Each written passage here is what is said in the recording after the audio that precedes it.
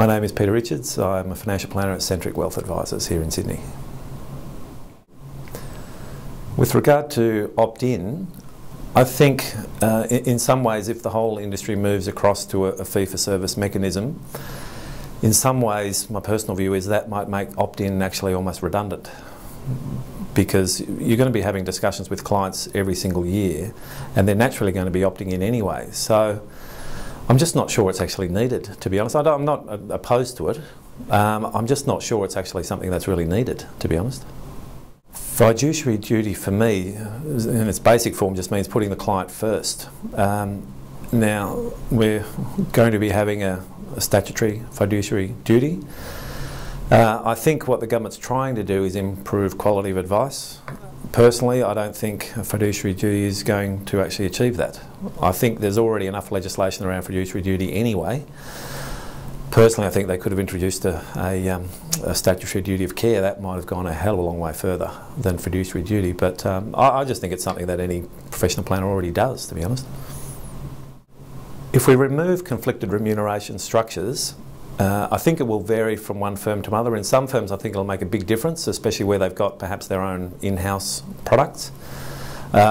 For some other firms that don't have that in place, I don't really think it's going to make that much difference with regard to quality of advice.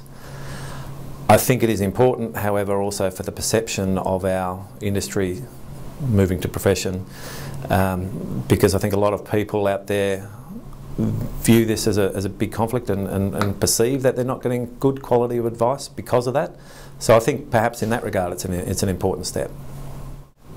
I think one of the main things if we want to turn our industry into a profession is definitely increasing level of education and making sure we've got a tertiary qualification. That's something I'm 100% behind. I support it. I'm an advocate for it.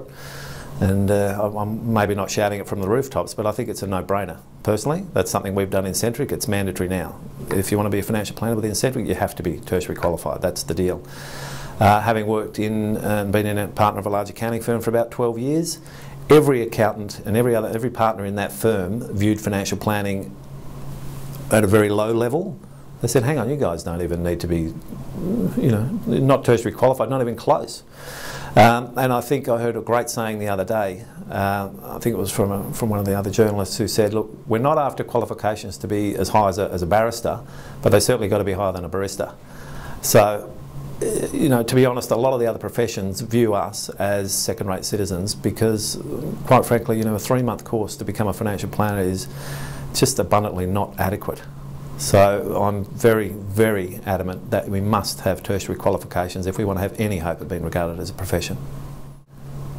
Yeah, the position of people who are already in the industry who aren't tertiary qualified it's a bit of a difficult one. It's very, very difficult because some of the guys out there have been operating for 20 years and they are professional in what they do. Every single day what they do. They may not have the piece of paper, but and I think the industry is going to have a lot of discussion on this over the next sort of 12 months or so to work out exactly what to do with this situation.